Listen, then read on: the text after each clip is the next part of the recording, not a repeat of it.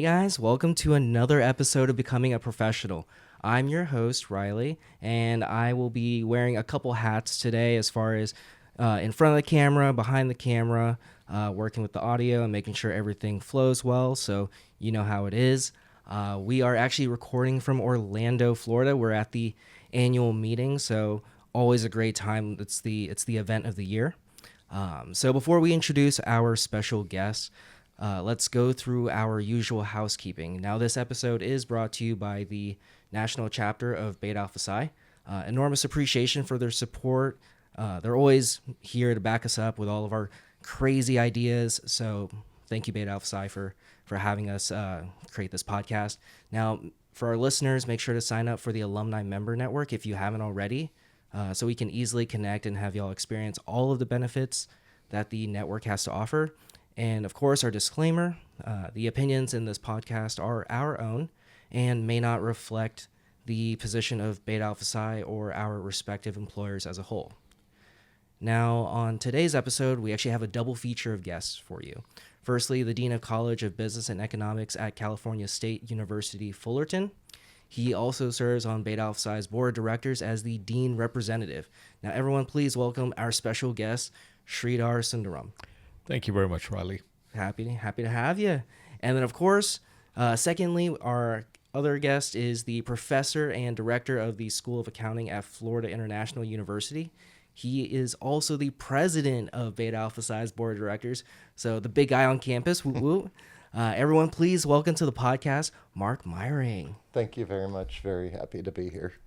Ooh, nice. Good stuff. Now, let's go ahead and do a deep dive, go into pretty much our origin story. We like to kick off every episode to get to know our guests. So, Mark, where did you go to school and what made you decide on your major? Sure. I went to school at John Carroll University in the Cleveland area of Ohio. It's a small private school, relatively small. I think the enrollment at the time was about 4,000 students. It was very academically focused, very rigorous in terms of education. Everybody worked very hard to be successful at the university. So took a lot of our time and effort. So it was a good environment for me. I decided to be an accounting major. Actually, in high school, I had the opportunity to take a couple accounting classes, and it really just made sense to me. Just the logic behind accounting. And it's always a good idea, I think, to choose a major that you feel strong and you feel comfortable academically. So that was why I chose accounting. It was great to have that opportunity in high school to take those two classes, because I don't know if I would have went this route otherwise. So, I know other people have the opportunity to do that. I hope people consider taking business and accounting type classes in high school, because it kind of opens career options for you. Oh, for sure. I couldn't agree with you more. Definitely for me personally, the endless possibilities with a career in business, it's immense. It goes way further than what you think school teaches you, and there's so many iterations of what is in the industry. And so, Shri, how about you? What's your backstory? Well, you both are very lucky. Knew exactly what you wanted. My path was a little different. I'm originally from India, and I loved math. And everybody said you should be an engineer, and I said, let me be an accountant. I got to go the other way around. So I came to this country with a master's in accounting as a background from India, and came from my MBA. I came from a family business background, so I was going to do my MBA, go back. And in taking, during my MBA, I took finance courses and fell in love with it. Having that accounting background as a foundation, doing finance was terrific, and wanted to stay a little longer in the United States. I decided to do a doctorate. So I ended up doing a doctorate in finance, and the rest is history. Pivoted, quite a bit to the education industry. So that's my story, and I love the fact that actually I have the foundation of accounting on which I'm able to build my finance, and I think that's a unique opportunity that allowed me to bridge the world of accounting and finance. Gotcha. Good stuff. Now, on that note, as far as the initial stages of your professional career, what did that look like after college? Did you go straight into industry, or what route did you take for that? So, coming here, coming from a business background, I've always had a foot in my family business. My dad had a retail electrical business, so I was supporting him, doing the books for that when I was growing up. So when I came here, I really didn't think I was going to be in education. But having done a doctorate, my first job was to go teach. So that was my entry pathway into the industry, into the education side of it. But given my background, I always have a foot in industry as well as economic development and a foot in the education side of it. So I have a unique blend that I'm able to bring, especially to my leadership position. And as we talk about later, one of the things I enjoy is that not only leading the College of Business, but also really helping the local city and the region with economic development. So I like that. I like that. And then what about you, Mark? What's the initial stages of your career? What does that look like? So when I was an undergraduate, I had a really strong mentor at John Carroll, and he encouraged me to consider a career in academia. So, Okay. And I actually still keep in touch with him. We work on different projects together. He just retired this spring. His name is Robert Bloom. But he encouraged me to, think about a career in academia. And I always had that in the back of my mind. I did work in tax a little bit for a short time at a local firm in Cleveland, but I really wasn't as passionate about that. I really did want to pursue my PhD, and relatively shortly after graduation, I applied for different doctoral programs and was luckily enough admitted, and Nice. went there earlier than most people do. fabulous. No, that's awesome. And then you both have pretty much made your way up the ladder into these leadership roles. And so, Mark, what were some of the pivotal moments or decisions in your career that helped you advance to those leadership positions? I think it was a little bit by chance. I initially started at Ball State University, which is in Indiana, and there was a chair that had a lot of faith in me. So usually people pursue leadership positions once they're tenured. I was asked to serve as the director of a master's program, or master's in accounting program, about 4 or 5 years into my academic career, which is pre-tenure and probably not the best idea for most people.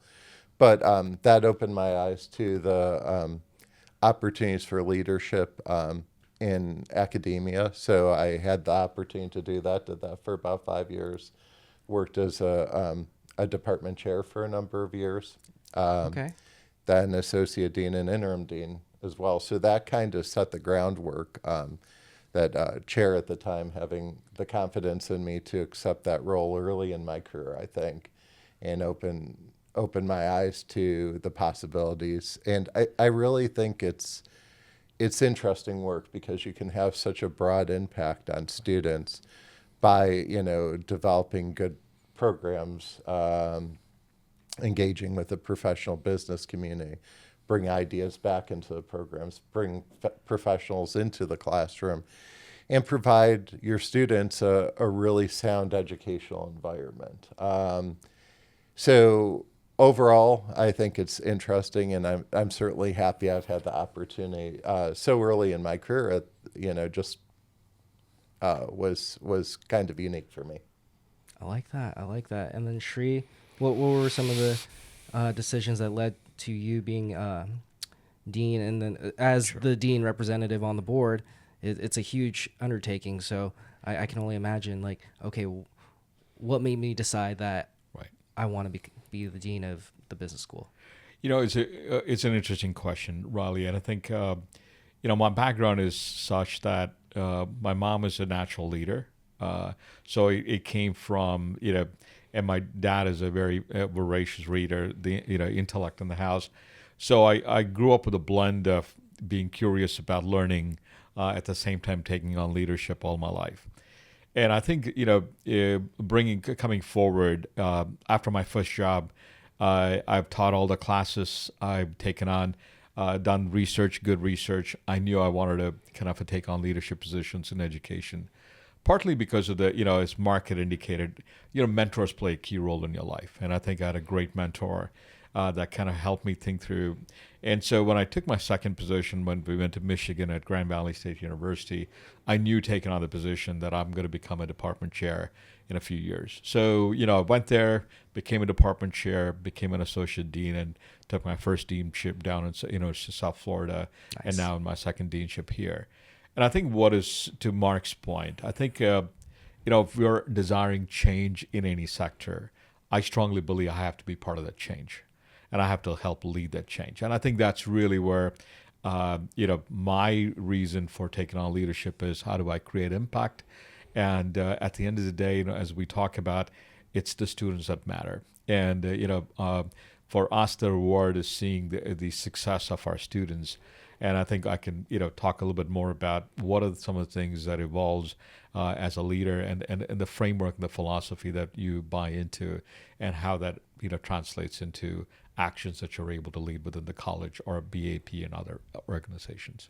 No, I couldn't agree with you more. As far as like being able to see change, you can't necessarily just wait for it to come around. You have to be a part of it. You have to be able to create those steps, whether it's little domino effects that will create into something that you hope to see is the effects of what you're doing now. So, for example, like this podcast, it's something that we coming up with this idea with the other alumni advocates. We hope to be able to have a larger impact with our alumni, and even the students, because the students are there, that they have that programming that we have every year. But what about the alumni? What are we still doing to engage the alumni and to have that impact and keep them engaged with the organization? And hopefully we can create a larger community than just the current student body. Exactly. And so that's actually a great segue into the next question regarding leadership. What do you think are the key qualities of an effective leader? And Sri, we can start with you. I'm happy to talk about it. One of the things about being in a leadership position over a period of time, it kind of helps build a framework in your mind. I think what I strongly believe is the ability to have clarity of vision. And I think that's really important, because you need to be able to jointly develop a vision, but the foundations of the vision, you had refined it over a period of time because you had worked with various folks, and and we read a lot, and so having the clarity of vision is important. And the second thing is the ability to execute the vision, and I think this is where it's absolutely key to be able to build a strong team. And be able to delegate them. Bringing a strong team, that's important to help create processes and policies that helps it, and to be able to trust your team to be able to take that and run with that. I think that's, I really believe, is key for us in the success of any organization. I think the test of success for me is that, tomorrow, if I or anyone else is not in the organization should be able to function without any problem. And that means, to me, that is that I have, done the right thing by the organization and leading it. So, and I feel like, it took me 3 years on you coming into this position. I have a strong team, and I have a very clear vision of where we want to take our college. We're one of the largest colleges in the country. We're about a little over 9,500 students in the College of Business and Economics. So have a large team that really is truly helpful in leading that. And so I believe those are the key values. And the last thing I would say is integrity. I think I strongly believe in that fact that, we treat everybody in a very professional manner. There's my team knows that there is no compromise on that. The second aspect of it is that we'll never bend the rules. We make sure we follow the policies, we create efficiencies, but we wanted to make sure that we will always, be transparent and accountable in everything that we do. So those are two absolutely fundamental qualities for me and my team. No, I like that. And then, of course, Mark, as, of course, the president of Beta Alpha Psi, it doesn't get more leadership than that for the organization. What are your thoughts on the key qualities of an effective leadership in academic and business? So sure, I think it's many of the things Sri said. I think integrity is a really important part of it. I think without integrity, everything else falls apart. So I think you have to be transparent. You have to be honest with the people you work with and, treat people right. But I do think having a great team around you and empowering your team to work independently on projects, to make decisions, to be in control of things is really important to the organization itself, but also to your team's professional growth. So if you're micromanaging, if you're always involved in every aspect of a decision, it's a really unfortunate situation because you're not providing opportunities for people that work with you to grow and grow into leadership roles, either within the organization or at other organizations. So I always emphasize professional growth and provide opportunities for professional growth for the people that I work with. And I think that really is a key aspect. But I really do agree with what Tree said previously. He was right on point with his answer to that question. It was a great comments. But, Riley, I do want to touch base on what Mark touched, is that helping your team develop, I think that is an absolute. And we're all very fortunate to have mentors. Even now, to Mark's point, we're able to call and be able to talk. So one of the things we have made sure for our team is we actually provide coaches for the executive team, and it's a safe space for them to be able to explore and be able to overcome. So, and I find that to be extremely successful. Outside of mentors, that's one of the other things that I'll highly recommend. To help with the professional growth of a team is be able to provide coaches that can give them a safe space to grow. So, no, big time. Definitely, mentorship is something that we stress the importance of in Beta Alpha Psi. So even like our best practices competitions, I always see something about having a mentorship aspect and how we can be able to replicate that at the various chapters, and whether that be new students coming into the organization, you have your seasoned members, and then also the alumni and professionals who act as mentors for those who are still in their college career. So it's definitely a way of paying it forward and making sure you set up the next generation for success. Absolutely. So, I mean, I'm here for it. And then also, Mark, speaking of this whole leadership theme, reflecting on your term as chapter president, what does it take to serve as the chapter president of, or the president of Beta Alpha Psi? I think,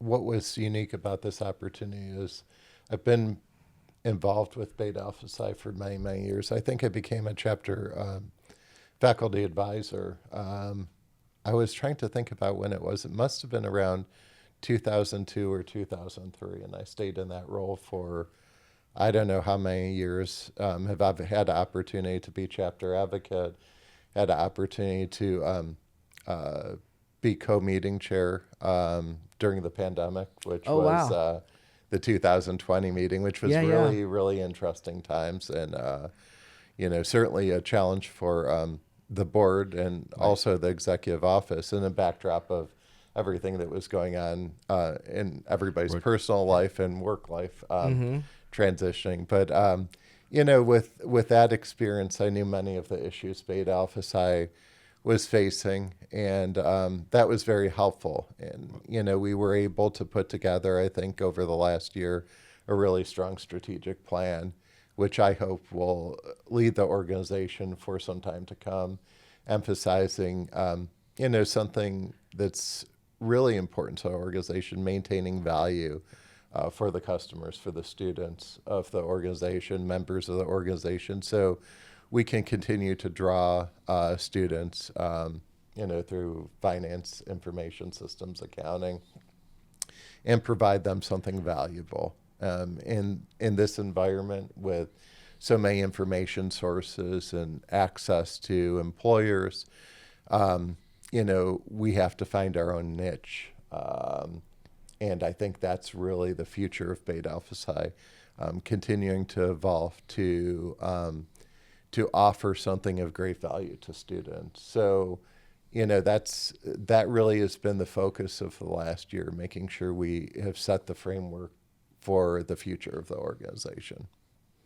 Got it. Got it. Yeah. And then as far as like passing the torch on to the next president, Pat Pauley, she's the incoming president for Beta Alpha Psi. She had big shoes to fill when it comes to everything that you've done so far. But obviously, we've had our board meeting earlier this week, and you can tell that she has the ideas churning and making sure that we're also trying to build on the successes that we've had this year. So I love to see it when it comes to that progress with the organization. And so Shri, now that Mark has spoken about his tenure as chapter president, can you share some perspectives on what your role as dean representative has been like? Right. Happy to. Riley, so just to, one of my former colleagues, Rita Grant, who has been on the board for a long time, when she called me up and asked, said, Shri, would you consider, serving on the board? And, I said, absolutely yes. And the reason is very simple. Half of my students are first generation. What I see is the role of Beta Alpha Psi in providing them with not only the personal and professional development, the connection to the networking with the professionals as well as the industry. These are essential things for the success of my students, and the role Beta Alpha Psi plays is a key. So that's the lens I bring to this organization. The first year is always a learning curve. So this past year and this year, we are very focused on, one is focusing on expansion, how to build upon the professional development that we're able to do, and then looking at societal impact. I think that's, it's something Beta Alpha Psi has always focused on. Community Day yesterday, Impact Day was a great example of it. But each of the chapters in the communities are supporting various initiatives that are very focused on the region and I think those are the things that I'd love to build upon as a dean's representative and help the next team kind of look at it. So one of the things we're focused on this year is international expansion. And the second one is really focused on how do we continue to tell the story of the societal impact that we have in the region. And so aligning that report and be able to do that, and then to work on the expansion, especially focused in Southeast Asia and Asia in general, are the two initiatives I'm supporting as a dean's representative on the board. Oh, that's awesome. I love to hear anything when it comes to global expansion, because we have over 300 chapters, and that is such a feat to have. And I mean, the organization has been around for we celebrated our 100th anniversary. That's right. A few years back, and so it's crazy to think that we're hitting all these milestones and really taking it to the next level. So you can really see how Beta Alpha Psi has grown over the years and continues to have that growth mindset for the organization and its members. And then also, Shri, just curious, for our students and staff listening, how can the deans take that support of their local chapters to the next level? What can deans do more to be supportive of their chapters? Absolutely.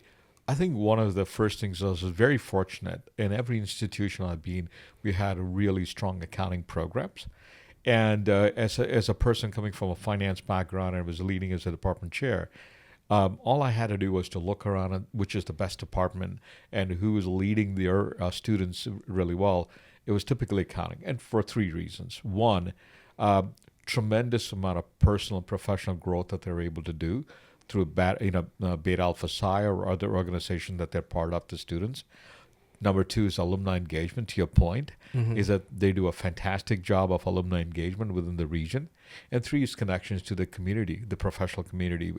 So I think those are three things I'll look at it and saying, these are really important for any department, but the college as a whole, it makes perfect sense. So my recommendation to any dean or anyone is that being aware of this and helping Beta Alpha Psi, but also the rest of the college kind of see the value Beta Alpha Psi and chapters like that bring to the organization and bring to our students. At the end of the day, our main focus is on student success, the ability to help them develop. People always ask me the question, do we need a brick and mortar university anymore? And my answer has always been very simple, is that if I'm just transferring knowledge, I don't need it. But if I'm helping an 18 or 19-year-old grow into an adult and prepare them for the workforce, absolutely. that's what I need the time, is not only am I giving knowledge in the college, but I'm also giving them the connections, the network, and the ability to grow into a person and find themselves. And I think those are the things that Beta Alpha Psi and chapters in a student organization that bring to the table. And I really hope the deans and all of the colleges can continue to support Beta Alpha Psi and other organizations that are focused on student success. No, I couldn't agree with you more. And so, I mean, with all those different developments happening, one of the biggest points about any organization is its ability to remain relevant, right? In this rapidly evolving, with these rapidly evolving business trends. And so what are some trends in accounting and finance that young professionals should be aware of? And so perhaps we'll start with you, Mark. Sure. And I think most people are aware of this trend that I'm going to mention, but there's been such a growth in artificial intelligence over the past couple of years. I don't think people were, at least people that aren't heavily involved in tech, were aware of the growth in the power of artificial intelligence up till the last couple of years. Right. And, I think it's going to have a transformative effect on the accounting profession specifically, which is more my area of expertise. If you talk to partners at leading accounting firms, I don't know if they really understand where this is going to take them, but they do understand the power and how it will transform how they do audits and how they do taxes. I just think it's going to fundamentally change the work of accountants, and I would assume that finance will be very similar. So I think that's certainly an important trend. But when you think about the preparation of young professionals, we always get comments about critical reasoning skills, and that feeds into the use of artificial intelligence, thinking about how artificial intelligence can make people's jobs more efficient, can amplify their effect, and also communication, right? Because understanding how to communicate with clients, communicate with your people you work with, always will be a critical factor. But everything, I think, will be influenced by artificial intelligence moving forward. Again, maybe Sri has a better idea of this from his California experiences and the close contacts with the tech firms out there. But from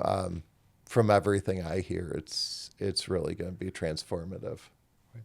Thank you. And what are your thoughts on that, Sri? So, Riley, I think there are some macro trends that we're seeing, and then accounting, specific to accounting. The macro trend is understanding the demographic shift. If you take it, only there's a handful of states in this country that is going to see growth in high school students coming through. And the second aspect of it is that the percentage of high school students pursuing college. So those are macro trends that we are looking at, saying, how do we make sure as an accounting sector, accounting industry, that we would continue to have the talent that we need to be able to support that. So now to get very industry-specific trends is working with the firms, as Mark had alluded to, is that understanding data and technology is critical. So embedding that into the curriculum is absolutely critical. So when we are hiring faculty, we really are looking at faculty that the skill set that, so they can teach our students that. And so it's, again, giving them the foundation and then having partnerships, strategic partnership with companies. Like we have a company called Alteryx, which is a data analytics platform. So we work very closely with them. Our faculty teach UiPath as well as, other technology that they bring, using data visualization software like BI into that. So we're making sure that the students have data literacy and technology literacy along with accounting literacy as they continue to move forward. Because I believe, talking to the firms, that those are going to be critical, knowledge-based as they come into accounting industry. The other thing that we're helping the accounting firms is to understand this generation of students. This generation of students are very interesting in the sense of they're very socially conscious. They don't want to work for a firm. They don't want to work that is misaligned with their values. So what we're trying to help them understand is that, listen, the public accounting of the 20 years ago, where we put in 15, 16 hours, is very different from the generation that's coming in. They're willing to work hard, but they're going to be working differently. So the ability to work with them and helping them understand the workforce here is something we're working very closely with the firms to help them understand so they can retain them. So those are some of the interesting things that are happening for us as we work very closely with our accounting firms as well as our students. Yeah, being able to have that alignment of values is key to, I mean, even just with the culture alone, Right. which has such a huge impact on the workforce. Right. So I'm totally there with you. And so with that being said, where do you see the most significant opportunities for growth and innovation in the business world? Right. So what we're doing is so one of the frameworks over a period of time I've learned is that we really are building, and I'll give you a simple example, a 1-year cohort-based MSA program. And I'm challenging the firms to say, I want to have every student of ours will have an internship during the time for a couple of reasons. One, they need the experience. And the 1 year is the opportunity cost for them to continue to get the 150 hours. But instead of them taking any course, we're going to make sure that those are relevant courses that they're able to take.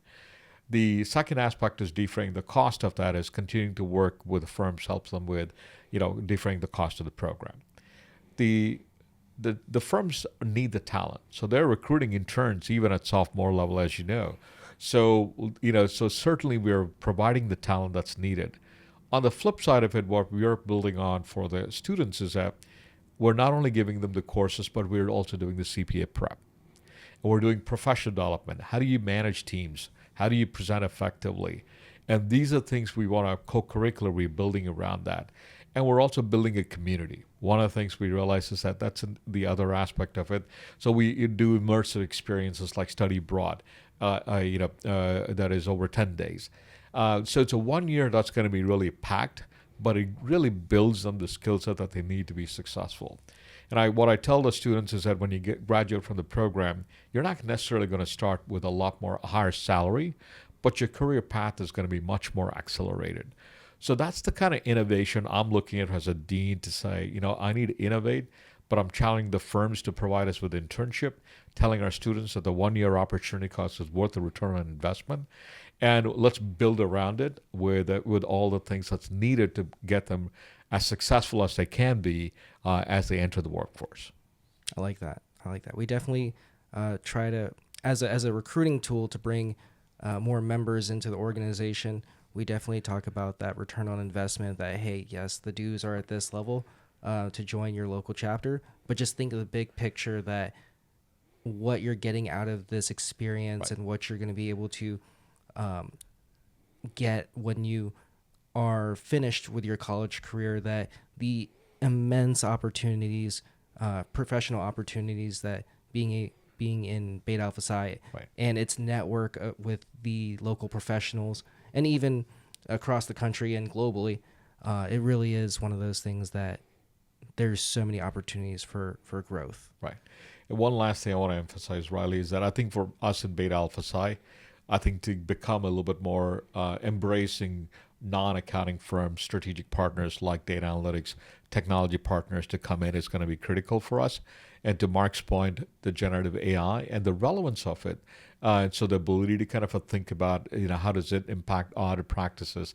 Or is there other things that we're able to bring in? And so that's part of what we're also doing, is really kind of working locally to think about, how do we connect our students to firms that gives them, a peek into how generative AI can be impactful. So I'll give you a very specific example. I was looking at a CFO who's on my board, and I said, how are you using it? He said, sure, every 10K report I read is extensive. I've customized my generative, Copilot platform where I can feed in and then I asked them to give me the key drivers and the key things that we're able to look at. And I said, this is great. As a CFO, you're dealing with all of these various issues. So the ability to bring operational efficiencies out. So that's what we're helping our students understand, is that there are many ways you can use to become much more efficient. My job is to present those opportunities to our students so they get a peek and they can start to think about how they will want to grow in that area, in that field as they go forward. I like that. And then earlier you mentioned community. Yeah. Now, how can you balance profit and maximize that social impact or that community-oriented nature of an organization? So, Riley, one of the things that, it's most impactful for us as we find out, especially when I bring in first generation students or students of, underrepresented students, is that majority of our students are always looking to build their own communities. That's how we're able to retain them. They want to be part of something. So what we're helping the organizations understand is that also is, how do you bring those immersive experiences so you're able to build communities? And I was talking to my Beta Alpha Psi students yesterday. We had a lunch together.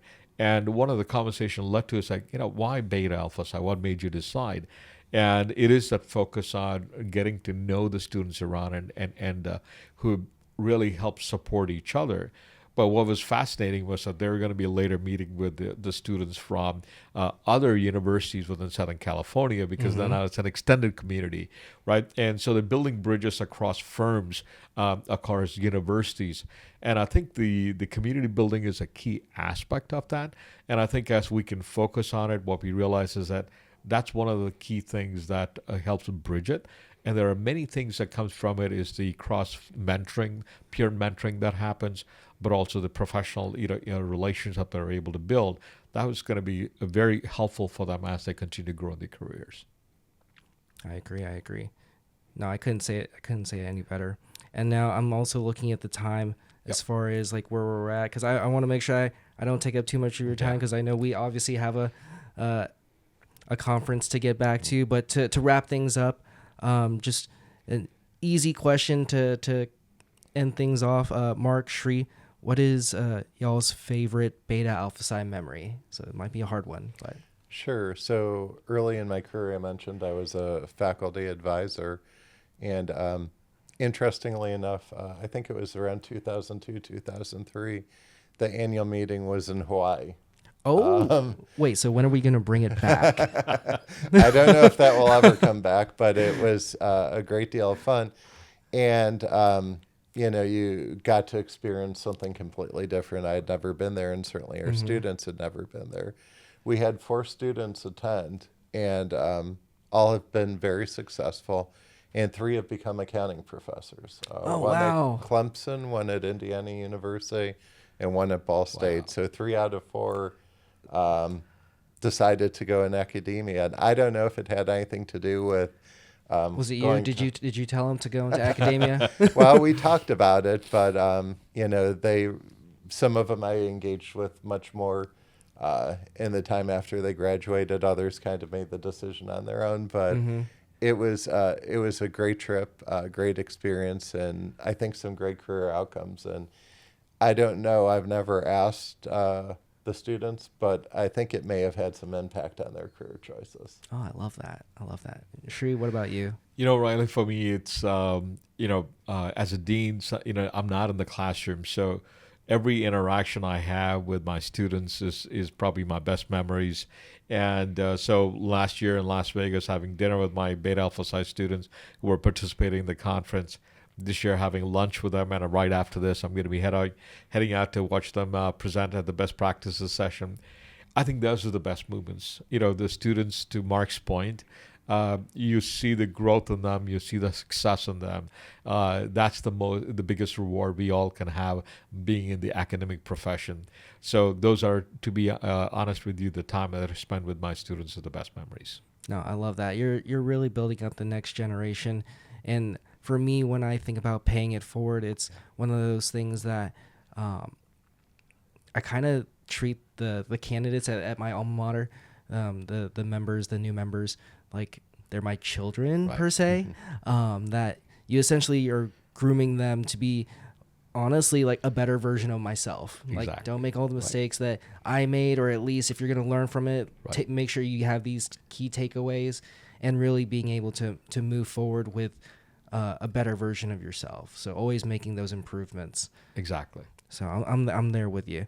Well, that's all the time that we have for the episode today. Shri, Mark, thank you for guesting on our podcast. It was such a pleasure to have you guys on and hear your stories. Thank you for tuning in to this week's episode. For our listeners, be sure to like, subscribe, and follow us from whatever platform you're tuning in from. Also, check out the show notes for our various social media pages and official Beta Alpha Psi swag. And with that, we'll see you on the next episode of Becoming a Professional. Hey everyone, Riley here with the credits. This episode, titled Effective Leadership in Academia, was hosted by myself, Riley Ramos, and accompanied by our special guests, Shri Sundaram and Mark Myring. Music was sourced from Resolute Audio and Fine Tune Music on Adobe Stock. Huge shout out to Beta Alpha Psi for their financial support and keeping the podcast going strong. If you haven't already, please join the alumni and member network. Details can be found in the show notes. Thanks again for tuning in, and we'll see you on the next episode of Becoming a Professional.